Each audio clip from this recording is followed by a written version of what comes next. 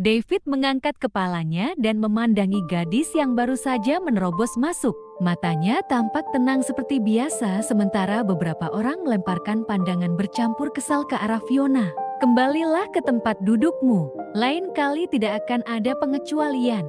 David kemudian berbalik. Fiona mengangguk dan cepat menarik dokumen rapat dari tasnya. Ruang rapat terdiam sekali lagi. Setelah beberapa saat, David berbicara dengan suaranya yang dalam dan dingin.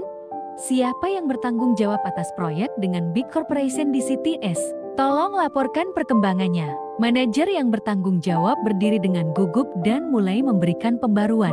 Manajer itu memberikan laporan atas seluruh kemajuan proyek dengan jelas. Secara akal sehat, tidak mungkin bagi seorang manajer di Glory World untuk gugup hanya gara-gara harus melaporkan perkembangan pekerjaannya. David tidak mengatakan apa-apa dan mendengarkan laporan manajer.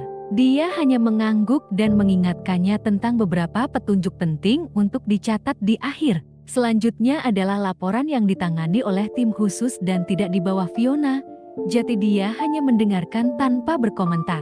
"Manajer Fiona, tolong beritahu kami tentang kemajuan untuk New Era Plaza." Fiona baru menyadari bahwa yang lain sudah menyelesaikan laporannya dan sekarang gilirannya. Ada keheningan singkat sebelum dia membuka dokumennya. Suaranya dingin dan tegas. "Proyek New Era Plaza sudah selesai.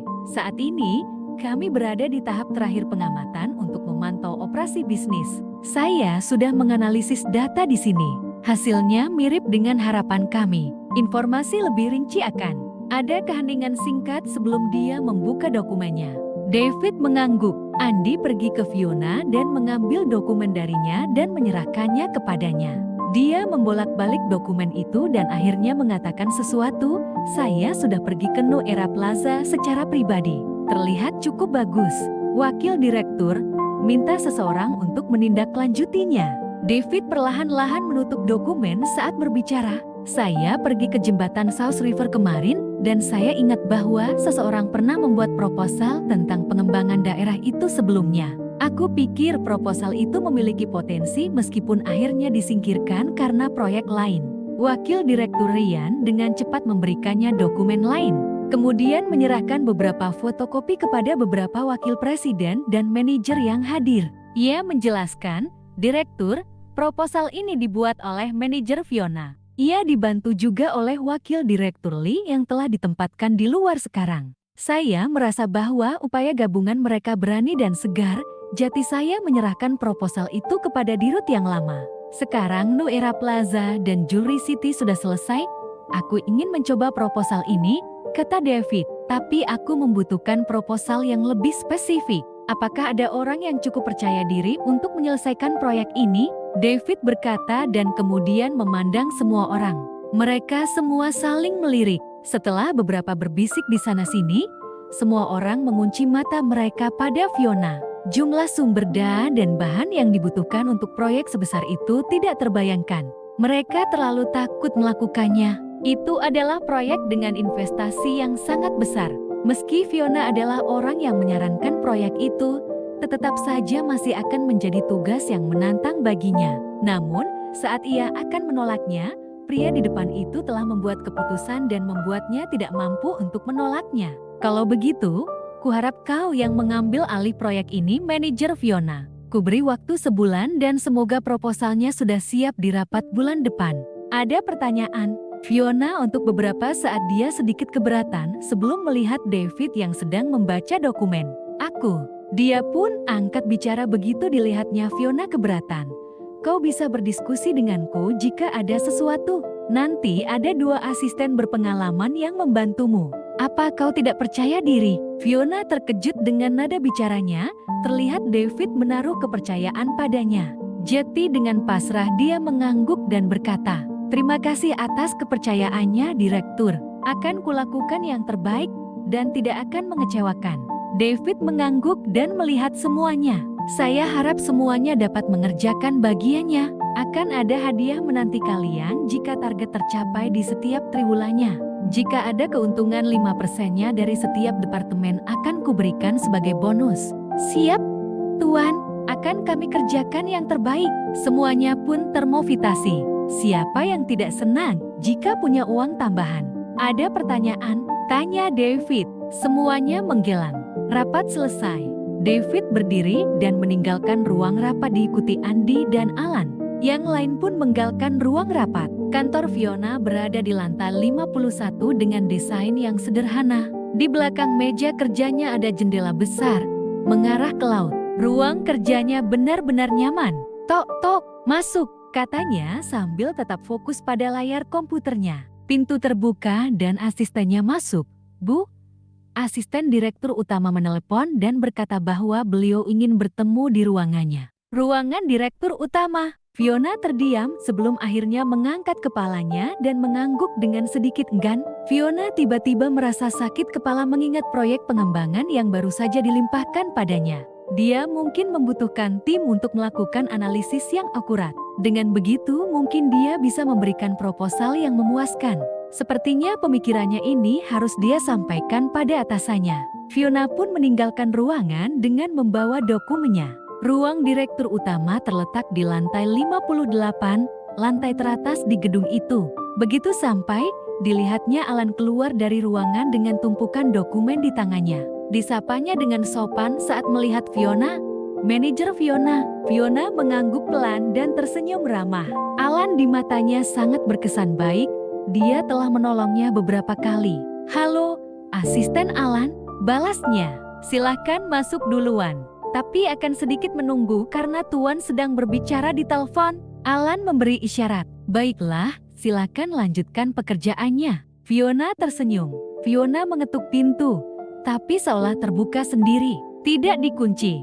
Didorongnya pintu dan melihat David berdiri membelakanginya sambil menelepon.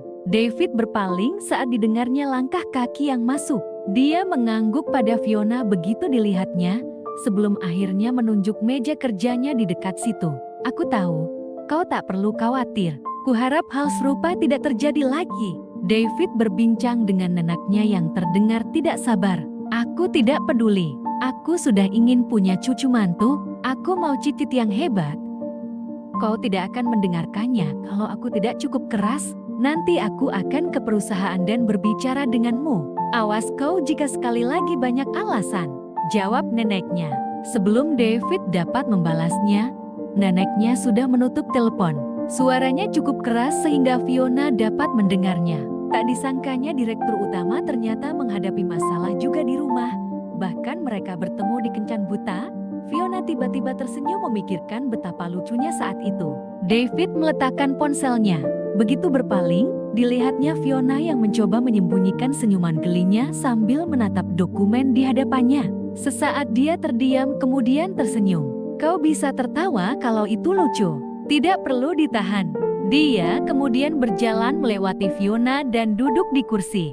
Fiona tertawa ringan dan berkata, "Tidak, hanya, tak kusangka kau itu sama denganku. Ya, aku ingat seperti saat kita bertemu pertama kali." Fiona tersenyum dan mengangkat tangannya yang melepuh itu. "Ya, aku benar-benar berterima kasih atas pertolonganmu lagi dan lagi."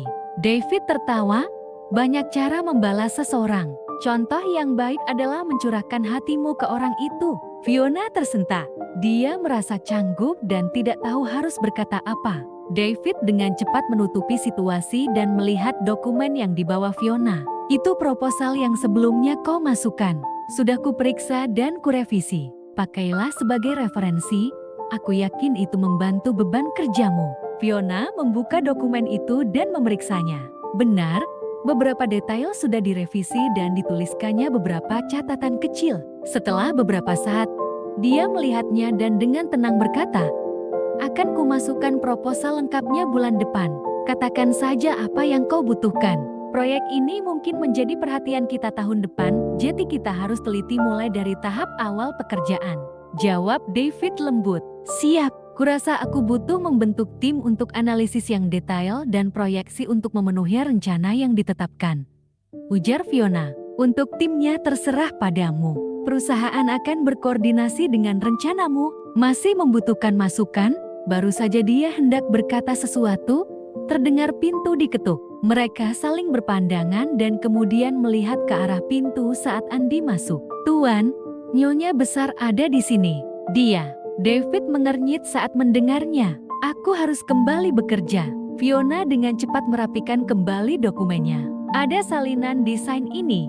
Datanglah kapan saja jika butuh sesuatu. Fiona kemudian dengan sigap meninggalkan ruangan. Waktu berjalan begitu cepat, ia tenggelam dalam pekerjanya. Fiona berencana pulang lebih awal, namun dia kedatangan tamu yang tak disangkanya di pintu masuk. Apa yang kau lakukan di sini? Dari tangga, Fiona melihat Tasya yang anggun namun terlihat murung. Ia memandangnya dengan aura dingin, membuat Tasya pucat. Kak, Tasya memanggil lirih. Perusahaan sedang dalam masalah. Nenek terlalu khawatir dan tiba-tiba tak sadarkan diri. Aku coba menelpon kakak tapi tidak bisa. Jadi aku langsung ke sini. Kumohon jenguklah dia. Dia menunggu di ruang operasi sekarang. Aku tidak tahu apa yang harus dilakukan. Fiona mengernyit, perusahaan sedang dalam masalah. Bagaimana media budaya grup di bawah kendali Nenek tidak berjalan dengan baik? Di rumah sakit mana? Tasya menjawab. Perasaan Fiona bercampur aduk tentang neneknya Agatha. Sebelum Tasya bergabung dalam keluarga, kakek neneknya begitu menyayangi Fiona. Kemudian semua berubah setelah kedatangan Tasya. Dia